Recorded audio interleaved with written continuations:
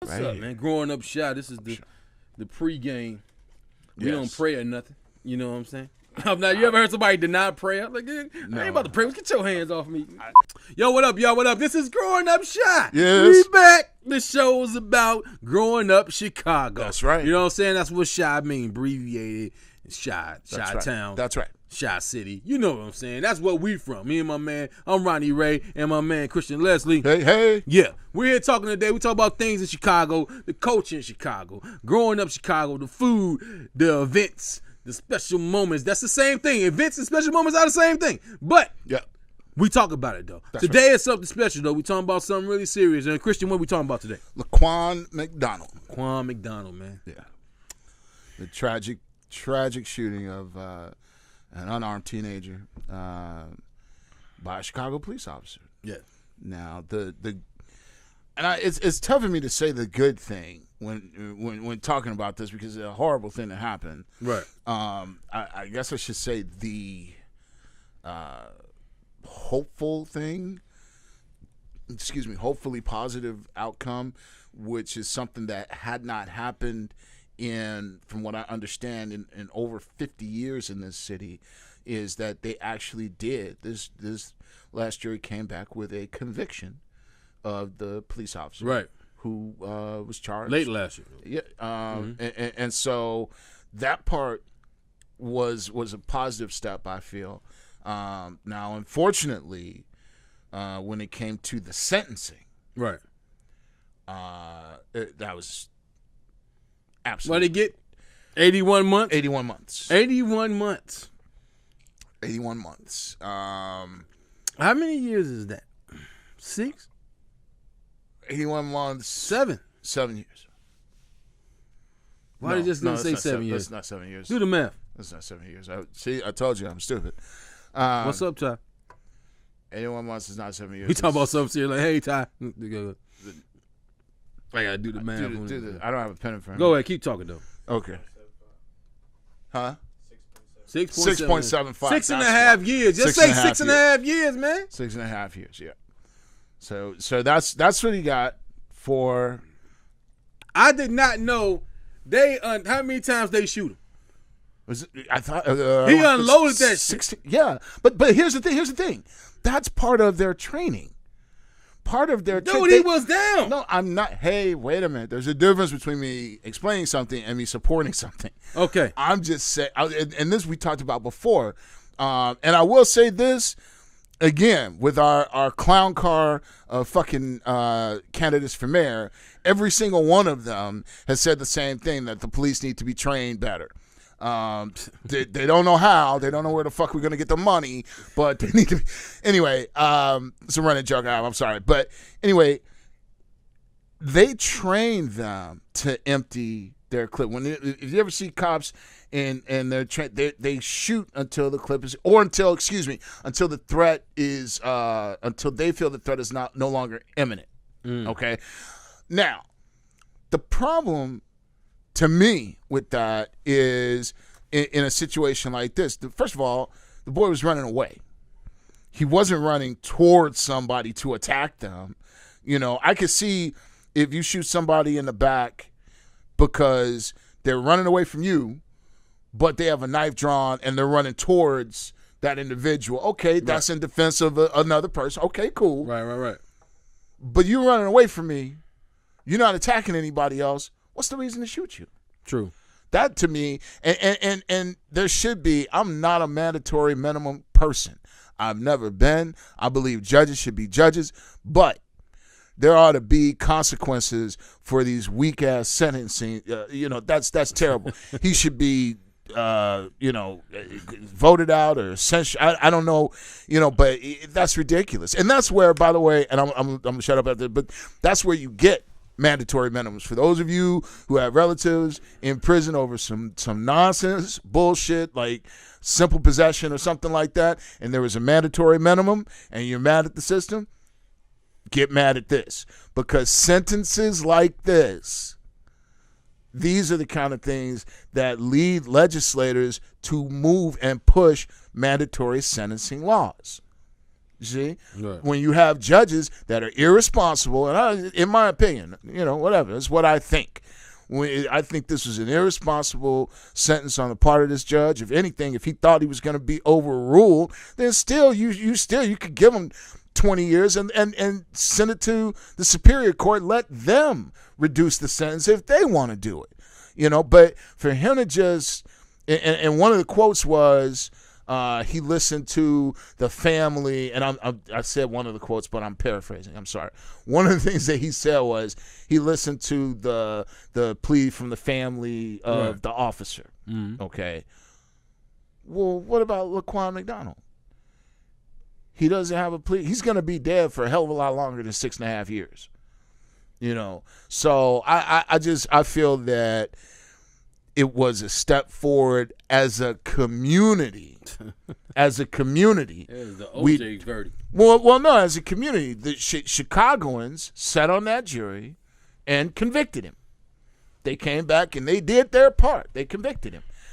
Now we have to work on our system to where the judges, the police, and all those things, come together so that there's better, more equal justice out there. I feel. But that's what I think about it. Honestly, when I first seen it, when it first came on, I did not know what exactly happened because it's dark in the film. Mm-hmm. It's dark. He's walking one way, and all of a sudden you see him fall. But before, it had to take me like 3 or 4 times to see him fall because I didn't know what was going on. This happened the other day. And you saw something in the street, but I didn't know what that was. Still to this, I don't know. Well, see, because it looked like they were on the side and they shot him. Right. He was walking past them. That's the way it looked. Right. Is that the way it happened? I'm making sure. No. He was. They stopped him. He was trying to. My understanding, I should say that. My understanding is that he was trying to get away from them. They had. I forget what the initial stop was for, but they had encountered him already. They were dealing with him, and he was trying to get away from them. Now, here's my question: what the hell happened? What happened to chasing people? Yes. I'm thinking when did that go away? When you're a cop, like when did chasing people go away? You think back to like lethal weapon, like right. You think back to Danny Glover's scare. You shoot him in the leg or something. Right. If you're gonna do that, don't unload your clip. Well, you saying that's the way it's supposed to be? Well, no. I didn't say supposed to be. I said that's the way they train them. I believe they should be trained differently. Now, here's the other thing too. I do not. I'll preface this by saying, I do not shoot guns. I hate guns. I'm not one of those people who say I don't believe in guns. A gun is real. It doesn't require me to fucking believe in it. It exists. Mm-hmm. But from what I understand from my brother and others, a handgun, to shoot somebody in the leg with a handgun from a distance is it's weird. It's dicey.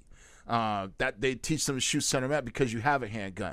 You want to aim, for something like that with a high power precision scope or something. That's my understanding. With a handgun, you really want to aim center and go. Now, and here's, forget about all of that. The first lesson about guns that I ever understood, because even though I don't touch them, I still pay attention when people talk. You never point a gun at something you don't want to kill. So if you're shooting at a person, to me, if you're a police officer, you're shooting at a person, you should be justified in killing that person. If there's no reason to kill the person, then there's no reason to shoot the person. Right?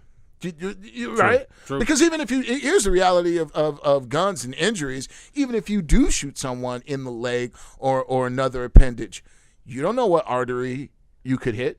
Right. You shoot somebody in the leg and you might hit, the femoral artery, and that's done in seconds. That's it. You got nothing. You're over. This is just too much, man. This like it was just a nice little cycle of this happening everywhere around that time. Yes. Name some of them. Ferguson. Mike Brown. Mike Brown, and of course Trayvon. His birthday was the other day. Yeah. Even though we dating it, but it was like you can place when we were doing this show because it's around that time. Oh, Cuzzo said something on here. He said, "Why is the plea of the officer's family more valuable than McDonald's family. Well, yeah, that's I'm right there with you, because that's what I was saying.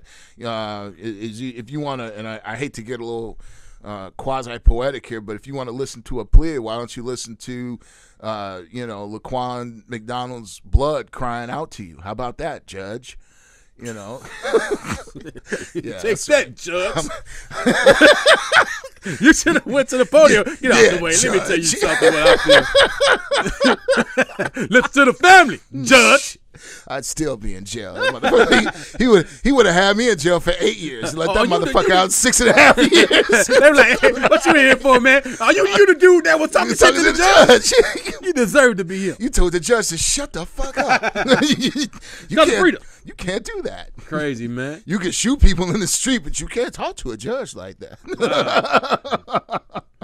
Got to be careful. I remember you talking about the cops with the guns and stuff. It was funny because we were living in L.A., oh, yeah. They had signs everywhere. Be a cop today. Oh, yeah. $35,000. Yeah. That's all they had. Begging people to be a cop. And I'm like, you can't give that job to everybody. I heard, I'll say this, I heard that in some cases, depending on the severity, they let like ex-gangbangers who had been convicted of kind of, minor crimes, but still convicted while they were gangbangers, they let them join. Yeah. In LA. They let them join. But they were hard. That's different, though. LA is very big and it's very difficult to police. It should actually be 5 cities. It shouldn't be 1 city. Oh, yeah, LA is big. It's ridiculous. It should be like 20 of them. It's every little small town is a It's city. like if Chicago was from here all the way through to Gary. You know, like if us and Gary, if we were all one big city, that's crazy. It makes no sense. Because you actually have parts of Los Angeles proper that are just as far away as Gary is from us right now. Right. And they're still part of the same damn city. That makes no sense. That's crazy. But yeah, I for me, with the race coming up, and you have all the the we'll call them the 19 dwarfs, that are running for mayor. I think you got to talk about, a plan to retrain the officers. Don't just say we have to retrain them, we have to do better. Tell me how we're going to do it. How are you going to fund it? Who are you going to bring in? For me, like one of the things, and I'm working on this with my dad and my brother, we're working on a program where we actually teach kids how to get pulled over by the police. Because if you think about it, that should be in every single driver's ed program. And if they don't want to teach it, that's what we started doing. We'll just teach them how to do it ourselves. Because the first time I got pulled over, I almost got shot. And the reason I didn't get shot, first of all, obviously because of God, but second, I knew the officer who pulled me over. It was Dan Peach, my DARE officer. He had pulled me over. I was driving my girlfriend home. He pulled me over. She had never been pulled over. I'd never been pulled over. So I went to get out of the car. I was like, well, let me go see what he wants. I get out of the car. I turn around, and he had his hand on his gun. He said, Khristian, what the hell are you doing? And I said, what? He said, okay, we come to you. You don't come to us. But I didn't know that. Hold on. I was taught to do that. By whom? My dad.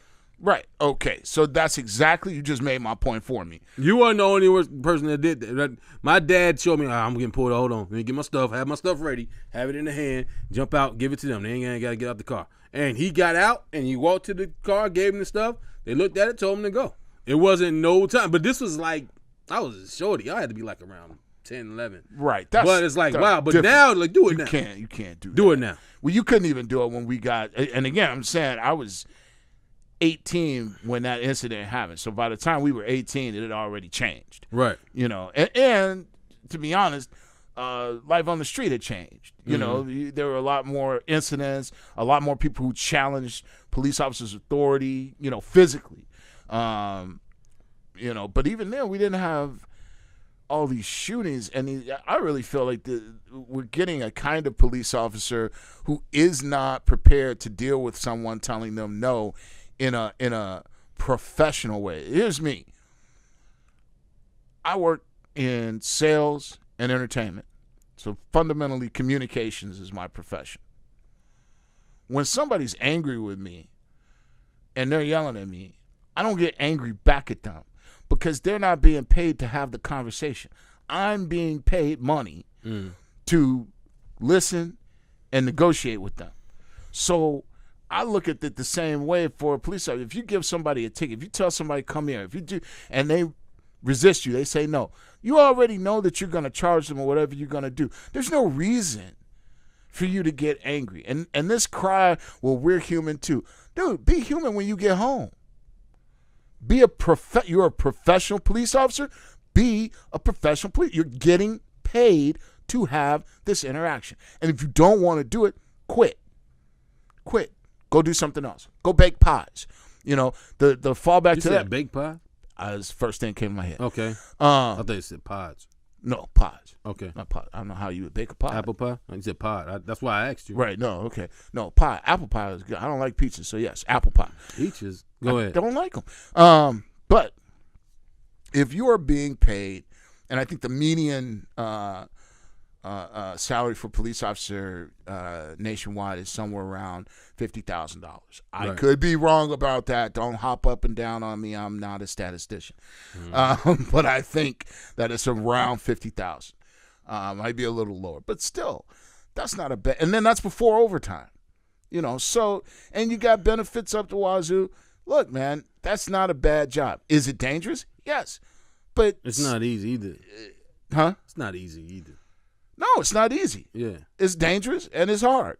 But obviously it's stressful. You know what I'm saying? But there's some people who abuse power. And it sucks. Like, you still got to remember the job. They get cocky with that gun. And I remember being pulled over. Not even pulled over. We stand on the corner. My man Eli was just on. We stand on the corner. We was out there talking, man. And they pulled up on us. Well, how old are you? Whatever, this and that. And filling our heart and all this stuff. And I'm like, what? And I just said, what? And dude, took my and threw me right on the hood of the car like it was nothing. I'm like, dude, I looked up and my boy oh, he gonna try to swing on the cops. But it was just the reaction, it bothers you, man. That's the song's like, fuck the police. Right. Because we know how that is. You get that cocky ass cop. It's some cool cops, though, out there, but it's some asshole cops, too. Just like it's cool people and it's bad people. Right. So you got to balance it out. And I'll say this. The cool cops out there, I think more of them need to speak up against these bad cops because these bad cops are the reason why you're getting the resistance you're getting. Every time you roll up on a kid and they may have an attitude with you or they may speak to you a certain kind of way, it's because your brother and sister officers out there are not treating other people the way you're treating them. Right. Just because you're doing your job, that does not mean, and when you see it and you don't say anything, it makes you complicit, in my opinion. You know you have a duty to the city. You don't have you got a duty to your fellow officers. I understand that. Well, I hear that. I don't understand it because I haven't lived it, but I hear that. But your sworn duty is to the citizens of the city. And that, to me, that's got to come first.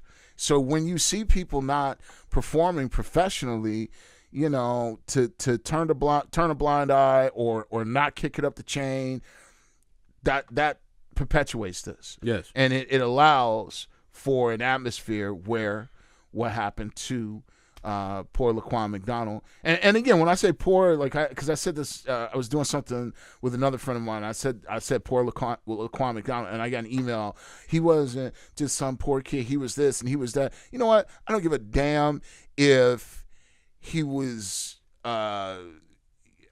if he shoplifted $50 million worth of product. That's bad. I don't care if he sold $100,000 worth of drugs. That's bad. But you know what? He's still somebody's son. He's still a human being. And he wasn't attacking anyone. He was running away. He was trying to get away. His back was turned. That's wrong.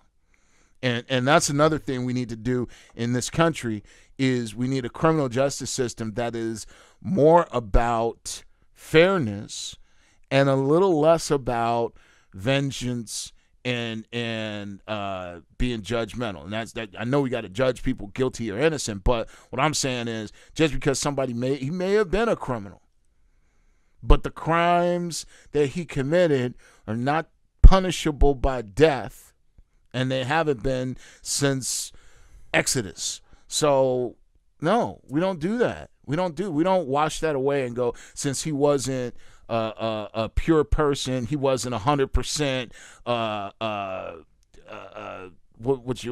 He wasn't the next Jesus Christ, so it's okay if he got shot and murdered in the street like an animal. It's not. That's got to stop. A victim of a crime shouldn't have to be a perfect person in order for us to stand up for him. I'm sorry. You okay, bro? I'm not. You had a scroll like anyway. It could come with Kwame. I know. I'm like sitting there like, all right, I know you're talking serious, but I'm not gonna be able to get in. It's a double dutch game. I can't even jump in the rope. Turning the ropes too fast. You done hit every point. I'm like, I can't say that now. I'm gonna say this. No, I can't say that either. I don't know what to say. Rest in peace, Laquan McDonald. Yeah, cops are. You can't give everybody a badge. I literally, I think you should really go instead of the basic training and all that stuff. You need to take some of these people need to go to counseling and they need to pass a certain test so they can be around people. Everybody is not fair. That's right. They're not gonna give you that. I don't want everybody to be officer friendly either. They have to be able to work on that. They got to meld it. They got to meld it. Yeah, sometimes you need to be officer friendly, but then sometimes officer friendly needs to be firm. Right. You know, and then you can be friendly and not be a pushover. It's not a zero-sum game. Right. You don't have to be an evil person in order to do your job effectively and be a good guy. It's just like, I don't know if you're around your dad. I wasn't around my dad a lot growing up. So I had a lot of different friends, fathers, who kind of, you know, and a lot of them, they were cool. But then if you broke a rule, you broke a rule. And there was just you don't have to, I think there's a difference between somebody enforcing the law and someone feeling some kind of way when they're enforcing the law. Right? There's no reason for you to be angry at someone when you're enforcing a rule. Now, the person you're enforcing a rule, they have every right to be angry because you're either going to put them in jail or cost them some money. And you need to walk into the situation knowing that, expecting that. You know? I was an RA when I was in college. And when I wrote somebody up, I did not expect the person to say, oh, my God, thank you so much. You know, I might get kicked out of the dorm. Man, you're cool, Chris. I didn't expect that. You know, I expected people to be upset. I expected people to cry. I expected to get cussed out. And I didn't react to it because, hey, for me, and this is where I think of it, okay, for cops, if you're listening, this is what I thought. I got my room and board paid for, and I had a stipend. So you yell at me all the fuck you want. I'm still writing this piece of paper, and I'm still fucking turning it in, and I get why you mad, but that's the way it is. Have a nice day. God bless you. Jesus love you, so do I. That's it. That's it. Why do I have to be mad at you? Right. My room and board is paid for, and I have a stipend. They gave me money on top of it? Man, dude. Yeah, they need to definitely research these guys'. Yes. I think you're right. They sent them to a shrink. Yep. Which they say they do now. They don't do that. They say that's the thing. I ain't never been there, and I know they don't do no shit like that. They say they have psychological screening for the officers. Do you believe that? No, it's that it's that contract you get from buying the car. Just sign right here. It's okay. It's okay. Don't worry about it. Like, okay, all right. Well, hey, I've been to counseling. It's on the paper. Right. No, they ain't doing that. Everybody's not doing that, man. Cops are real. There's some jackass police out there, bro. And no, yeah.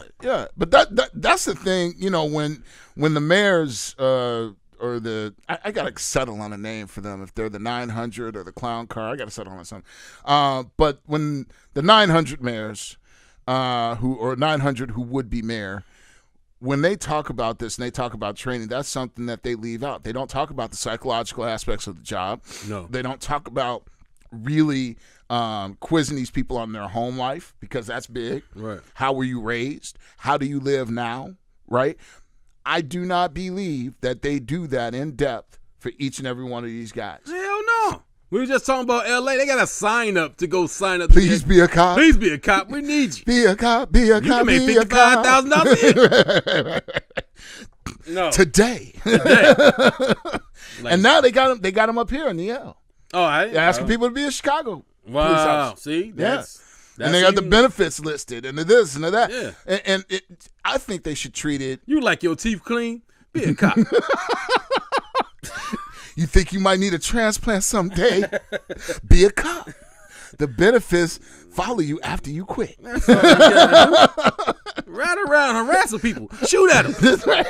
Be a cop. Another thing. Now, what do you think about this? I think when you talk about situations, the ethos, hey, Joe, thanks, man. Thank you. The mentality is a big thing. And one of the things that you hear all the time is your first responsibility as a cop is to go home alive. Yes. Right? And I get that, and I respect that it's a tough job. I respect that it's a dangerous job. But do you think that mentality can sometimes be, and I'm going to do what it makes me mad when news people do this, but I'm going to ask a question knowing the response we get. Do you think that ethos can be misconstrued to where that's not only your first priority, but it's really your main priority? So any little thing that happens, like, for instance, this boy's running away. I mean, I don't know why this cop is afraid of somebody running away from him. I've had people run away from me. I was not afraid of them because they were going the other fucking direction. But that's just me. Anyway, for some reason, he's still afraid. And that fear transmits to, I got to get home. I got to get home. I got to be alive at the end of my shift, right? So your life becomes more important than the life of this other citizen. Yeah. Do you see what I'm saying? Yeah. I really do think that needs to change. That needs to change. The life of the other person, your life is important. Your fellow officer's life is important. But the only person, again, I return to this, the only person being paid to be out there and be in the situation is you. Yep. And so you have a duty. You know, a friend of mine told me her sister was a cop and she couldn't do it. She had to stop within a year. She's like, I can't do this. Like, ain't no way. I can't do it. Wow. She just couldn't do it. I'm like, you just stopped, and she making nice little money. I think state trooper, I think. Did she tell you why? She said why? She just like, it was like horror stories every day. Like, she in the hood. Like, she was in the hood, and she's a little woman. Like, she can handle herself, but it's like you easily a target. Get your ass out of here, lady. You know what I mean? Right. And then she had to show force and all that stuff. She just didn't like it, man. Right. Now, see, that's the other part of it. This ain't the movies, bro. Like, right. It ain't cool. They're not just going to back off of you because they see a badge. Right. They're going to test you. Yeah. And that's the other part of it that I think needs to be talked about more. And excuse me, on the cop side is how the public, how we can help them, you know, and how we perceive what their job is and how we understand that and how we raise our kids. Right. You know, to say, listen, this cop, you have to treat the police like they're human beings because they are. You know, and if more of us, if we could teach our kids that and get that message out there, but then it's a two-way street. The cops have to meet us halfway. They've got to self-police and clamp down on these guys who are cutting corners. Because look, if you're a cop out there and you hear me, I know you're mad. I'm sorry, but listen, when a citizen sees a police officer run a red light for no damn reason, I'm telling you the God's honest truth, you're eroding public respect for your badge. You know, and that's, I'm just going to mention that one thing because it's generic and there's no way I can get anybody in trouble or get in trouble myself. So I'm going to mention that. But those of you out there who are police who I know, you know what I'm talking about. And when we see you doing that stuff, whether it's that or other things that happen in this city a lot, you know, I've seen police officers take a drink on duty. Oh, I know cops that get drunk. Right. I wanted to keep it nice, but yes. No, they get, ripped, you know. And even though you're sitting around and a person sees, oh, you're okay, Chris, da-da-da. But you know what? You're lowering people's faith and respect in that badge. Think about that, man. It's like when you grow up, most people are taught treat people like you want to be treated. Yeah. But when you cross somebody, that shit don't work with everybody. If this guy has authority over you, that's right. He's gonna force that authority. Like he's not gonna, like, oh, how you doing, sir? Let me get your license, registration, whatever. Right. They come to the car, gun ready to go, the thing ready to go. So like, wait a minute, what I do, bro? You know what I mean? And you just be quiet and just give us that shit. Well, that's okay, what happened. You're free to go. That's what happened with Eric Gardner. Yeah. Remember, I mean, if you look at that tape, I've seen it over and over and over again. There was no immediate threat. The only thing that happened was that the officer gave an order, and Gardner didn't comply. Now, that's bad. He should not have done that. He should have complied. I'm 100% with you. Does that mean that you choke him? You know what I mean? Like, why does it mean that? Why does his non-compliance mean that, okay, you're not going to comply, so I'm going to choke you? Wow. You know? We gotta end it on it. Okay. you got everything else? If y'all are watching this, the Khristian Leslie show is over. Oh, you know what? Like, this dude is going on. You know, I've been waiting to tell this story. Police on some bullshit. He been waiting to say that shit. And I asked him which way you want. I want to do that one. He had the shit written. He was ready, man. But good stuff, brother, man. This is Growing Up Shy. Comedian Ronnie Ray. www.ronnieRayComedian.com. Find everything on there. Get the albums, man. Comedy Before Flesh. Out of My Sister, Part 1, 2, and 3. All music servers. Give me my $1.50 per stream. Khristian Leslie, tell them where you're in. I'm at Khristian Leslie, Khristian, Leslie, Leslie. Type that into Bing, Google, any search engine. I own the very first page. That's all me. So that's me. That's how to get me. Yeah, and subscribe to the show and tell people about it. Like, you know what I mean? They talking crazy and they get a little serious. If you like you need to tune in and listen to Khristian rant about how the police ain't shit. You need to do that. No, I'm playing. It's fun. It's a good show, but this is a serious topic. This is Growing Up Shy. Khristian, drop that tagline. Growing Up Shy. If you were not born in Chicago, then you didn't grow up shy. Booyah! Then. Good night, y'all. Thank you. Got it.